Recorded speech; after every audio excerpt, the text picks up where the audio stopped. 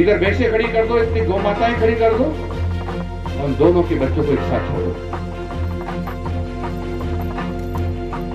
भैंस का बच्चा भाग कर जाएगा, भैंस के नीचे जाएगा, एक के नीचे जाएगा, पता चला वो तो उसकी मां नहीं है, दूसरे के नीचे जाएगा, तीसरे के नीचे जाएगा, चौथे के नीचे जाएगा, बड़ी मुश्किल से उसको मांग लेगा। गाय का बच्चा, गौ माता का बच्चा सीधा अपनी मां के पास जाएगा और दूध पीने लग जाएगा। मैं जानता हूं कि गाय के बच्चे को दूध पिला दो, पेट भर के भैंस के बच्चे को दूध पिला दो पेट भर के, और दोनों को छोड़ दो। भैंस का बच्चा तो बैठेगा और ऐसे उड़ेगा, और गाय का बच्चा पूंछ ऊंची करके उछल कूद करेगा, यानी चंचल है।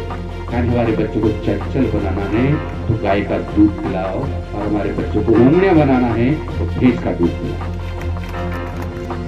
कि 5-7 गाय ऐसी चुनो जिन्होंने 3-4 दिन पहले अपने बच्चों को जन्म दिया हो। ऐसे इतनी भैंसे चुनो जिन्होंने 3-4 दिन पहले अपने बच्चे को जन्म दिया है। सामने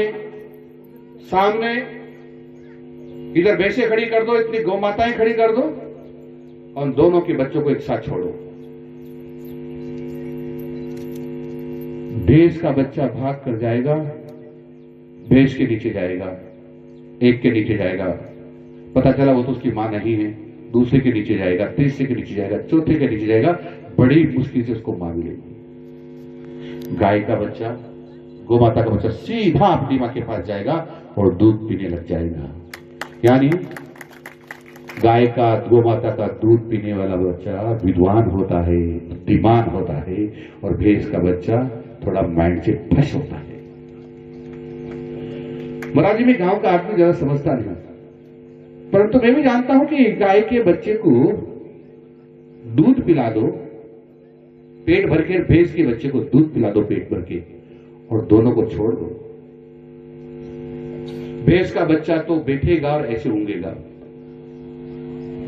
और गाय का बच्चा पूंछ ऊंची करके उछल कूद करेगा, यानी चंचल है। यानी हमारे बच्चों को चंचल बनाना है तो गाय का दूध पिलाओ, और हमारे बच्चों को ऊँगड़ियां बनाना है तो भैंस का दूध पिलाओ।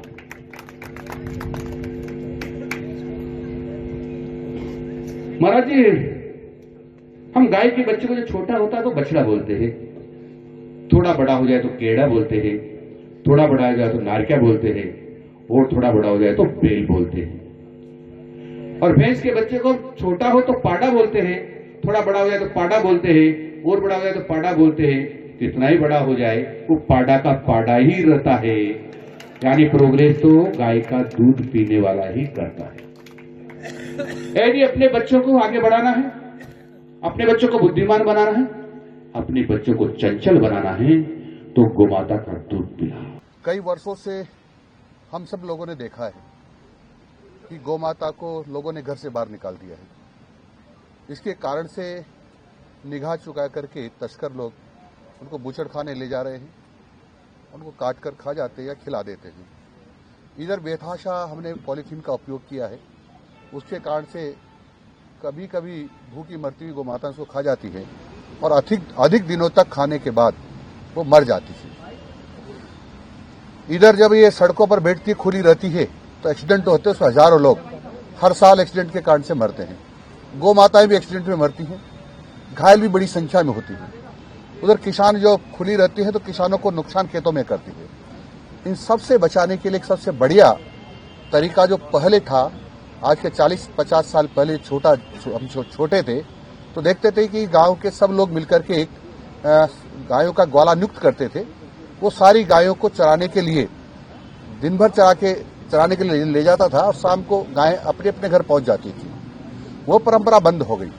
उस परंपरा को जिंदा रखने के लिए, जिंदा करने के लिए हमने काम प्रारंभ किया है कि गांव में ग्वाला नियुक्त करना, और फिर वो चराने उसको जाएगा।